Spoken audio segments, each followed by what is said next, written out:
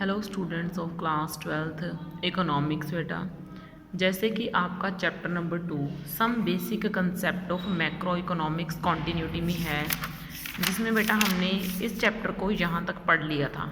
यहाँ तक इन्वेस्टमेंट क्या है, इन्वेस्टमेंट में हमने इसकी टाइप्स डिस्कस करी थी, जिसमें बेटा मैंने आपको फिक्स्ड इन्वेस्टमेंट के बारे में समझाया था। अब बेटा हमारा जो है सिग्निफिकेंस ऑफ फिक्स्ड इन्वेस्टमेंट, हम इसके ऊपर आ गए थे। मैंने आपको फिक्स्ड इन्वेस्टमेंट में क्या करवाया था? फिक्स्ड इन्वेस्टमेंट में मैंने आपको यही करवाया था ना कि हम जो फिक्स्ड एसेट्स के ऊपर खर्च करते हैं उसको हम फिक्स्ड इन्वेस्टमेंट बोलते हैं। जैसे आपने नई फैक्ट्री खरीद ली या आपने नई मशीन खरीद ली, तो आपकी वो क्या हो गई, एक प्रोड्यूसर की नज़र से हम देखें तो वो आपकी इन्वेस्टमेंट हो गई। अब हमने करना है सिग्निफिकेंस ऑफ फिक्स्ड इन्वेस्टमेंट कि फिक्स्ड इन्वेस्टमेंट के सिग्निफिकेंस क्या होते हैं। तो ये कुछ हमारे सिग्निफिकेंस है फिक्स्ड इन्वेस्टमेंट के। पहला significance, fixed investment raises production capacity of the producer. अब आप एक प्रोड्यूसर हो, मान के चल पड़ो कि आप एक प्रोड्यूसर हो। अगर आपके पास ऑलरेडी 10 मशीनें हैं लेकिन आपका धंधा अच्छा चल रहा है, आपका बिजनेस अच्छा चल रहा है, तो आपने 5 मशीनें और ख़रीद ली, यानी कि आपके पास टोटल 15 हो गई। तो इससे आपका क्या होगा, प्रोडक्शन बढ़ेगा ना, आप ज़्यादा चीज़ें पैदा करने लगोगे, आप ज़्यादा चीज़ों को बनाने लगोगे। 10 मशीनों से चीज़ें कम बन रही थी, अब आपने 15 मशीनें कर ली, यानी कि 5 मशीनें आप और ले आए।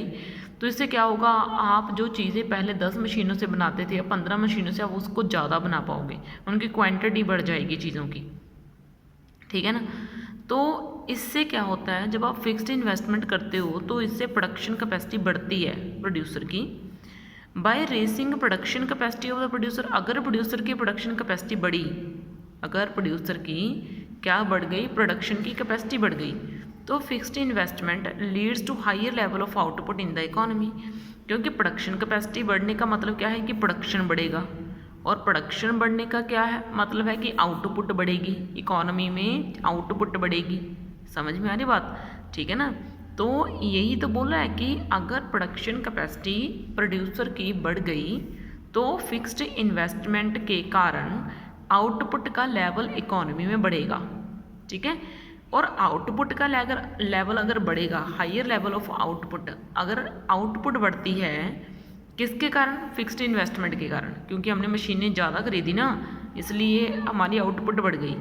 लीड्स टू, इससे हमारी इकोनॉमी आगे जाएगी, हमारी इकोनॉमी में डेवलपमेंट होगी। वो तो आप खुद सोचो भाई, अगर आउटपुट ज़्यादा होगी, हमारी कंट्री में एम्प्लॉयमेंट ज़्यादा होगी, हमारी कंट्री में प्रोडक्शन ज़्यादा होगा चीज़ों का, तो इसका मीनिंग क्या होगा, इसका मीनिंग ये होगा कि हमारी कंट्री में इकोनॉमिक ग्रोथ ज़्यादा हो गई, यानी कि जीडीपी ज़्यादा हो जाएगी। समझ में आ रही है बात बेटा।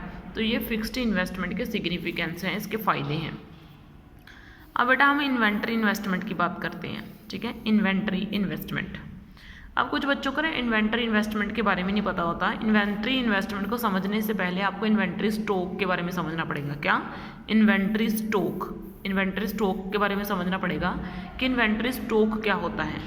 मान लो आपकी ना एक फैक्ट्री है, ये मान लो आपकी एक फैक्ट्री है, आपकी फैक्ट्री में 3 तरह की चीज़ें अवेलेबल रहती ही रहती हैं। क्या, आपकी फैक्ट्री में एक तो रॉ मटेरियल पक्का होगा, ठीक है ना, रॉ मटेरियल पक्का होगा, और आपकी फैक्ट्री में तैयार चीज़ें भी होंगी, फाइनल गुड्स भी होंगी, और आपकी फैक्ट्री में क्या होगी, एक फिनिश्ड गुड हो गई जो भी बिकी नहीं, यानी कि एक तो रॉ मटेरियल जो भी बिल्कुल भी तैयार नहीं हुआ, और एक आ जाएंगी सेमी फिनिश्ड। सेमी फिनिश्ड क्या होती है वो मैं आपको समझाती हूँ, ठीक है ना।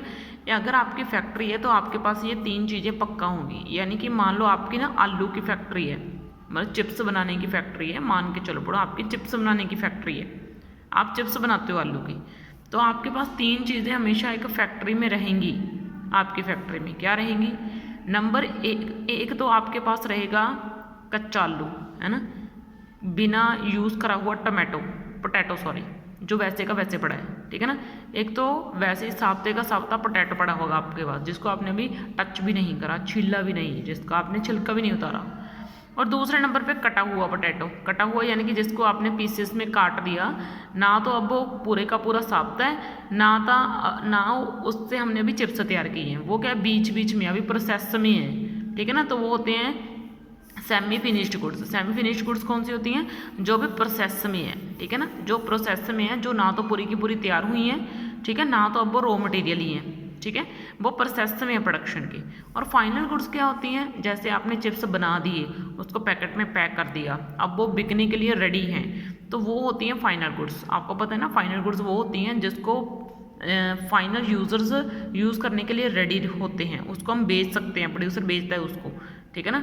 अब उसमें कोई वैल्यू ऐड नहीं होती। आपको पता है ना, फाइनल गुड्स वो होती हैं जो बिल्कुल तैयार होती हैं। तो आपकी फैक्ट्री में ये 3 चीज़ें हमेशा अवेलेबल रहेंगी। आप तो एक तो रॉ मटेरियल हमेशा अवेलेबल रहेगा, एक वो जिससे आप चीज़ बना रहे हो अभी वो पूरी बन के तैयार नहीं हुई, ठीक है ना, तो सेमी फिनिश्ड गुड, और ये तीसरे नंबर पर आ गई आपकी तैयार गुड, फिनिश्ड गुड, ठीक है ना, यानी कि फाइनल गुड। समझ में आई बात?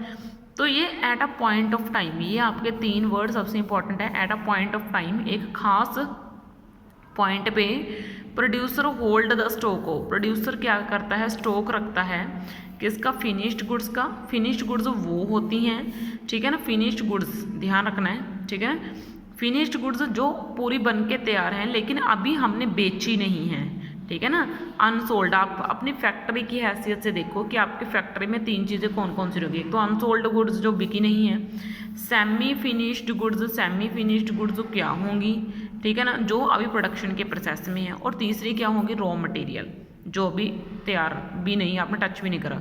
और इन तीनों के स्टॉक को अगर आप थोड़ा थोड़ा बढ़ा दो, अपनी फैक्ट्री में बढ़ा दो, यानी कि थोड़ा थोड़ा और ख़रीद लो इसको, रॉ मटेरियल खरीदोगे तो सेमी फिनिश्ड गुड्स अपने आप ज़्यादा हो जाएंगी और फाइनल गुड्स भी ज़्यादा हो जाएंगी। तो मतलब मेरा कहने का क्या तात्पर्य है, मेरा कहने का मीन्स ये है कि इन तीनों के स्टॉक को इन्वेंट्री स्टॉक बोला जाता है। रॉ मटेरियल, फाइनल गुड्स और सेमी फिनिश्ड गुड्स, इन तीनों के स्टॉक को हम क्या बोलते हैं? इन तीनों के स्टॉक को हम बोलते हैं इन्वेंट्री स्टॉक। क्या बोलते हैं? इन्वेंट्री स्टॉक, ठीक है। और जब हम इन्वेंट्री स्टॉक को बढ़ा देते हैं, इसको बढ़ाने के लिए पैसा खर्च करते हैं, हम चाहते हैं कि मेरी फैक्ट्री में कभी रॉ मटेरियल कम ना हो, तो मैं रॉ मटेरियल ज़्यादा लेने लग गई। अब मैं रॉ मटेरियल ज़्यादा लूँगी तो फाइनल गुड्स तो अपने आप ज़्यादा रेडी होंगी और सेमी फिनिश्ड गुड्स भी बढ़ जाएंगी। तो इन तीनों की जो है क्वांटिटी वो बढ़ जाएगी अगर मैं इनको ज़्यादा खरीदूँ तो। समझ मेरी बात? इन्वेंट्री स्टॉक को बढ़ाना ही, इन्वेंट्री स्टॉक को बढ़ाने के लिए किया जाने वाला खर्च, इन्वेंट्री स्टॉक को बढ़ाने के लिए किया जाने वाला खर्च ही आपका कौन सा खर्च होगा? इन्वेंट्री इन्वेस्टमेंट होगा। समझ में बात? तो ये देखो, finished goods, semi finished goods और रॉ मटेरियल, इनको हम बोलते हैं inventory stock. Change in inventory stock, inventory stock में जब हम चेंज करते हैं एक साल में जो चेंज आता है उसको इन्वेंट्री इन्वेस्टमेंट बोला जाता है, ठीक है। अब देखो significance of inventory investment. Inventory investment के सिग्निफिकेंस क्या हैं? इन्वेंट्री इन्वेस्टमेंट के सिग्निफिकेंसेस के फ़ायदे ये होते हैं कि जब आप इन्वेंट्री स्टॉक को, अब मुझे क्या फ़ायदा है इन तीनों को बढ़ाने का, मुझे क्या फ़ायदा है? एक तो ये फ़ायदा कि अगर मैं रॉ मटेरियल ज़्यादा खरीदने लगूँ तो इन फ्यूचर मुझे भी रॉ मटेरियल की कभी भी तंगी नहीं होगी। अगर मेरे बाज़ार में मान लो रॉ मटेरियल की कमी चल रही है तो मेरे पास तो ऑलरेडी ज़्यादा है, तो मुझे तो कोई प्रॉब्लम नहीं आएगी। अगर मार्केट में कम हो भी गया तो आपको कोई प्रॉब्लम नहीं आएगी, महंगे की, सस्ते की, या आपको उसकी कमी का नुकसान ही नहीं होगा, ठीक है ना। तो inventory investment primarily consist of investment in term of stock of raw material and finished goods, ठीक है ना। तो इन्वेंट्री इन्वेस्टमेंट का मीनिंग क्या होता है? रॉ मटेरियल को बढ़ाना और फिनिश्ड गुड्स को बढ़ाना। और इसके फ़ायदे ये वाले हैं, ये इसके फ़ायदे हैं, इन्वेंट्री स्टॉक को बढ़ाने के ये फ़ायदे हैं। नंबर 1 पे uninterrupted supply of input. Input का मीनिंग होता है रॉ मटेरियल, ध्यान रखना, इनपुट का मीनिंग रॉ मटेरियल होता है, ठीक है ना।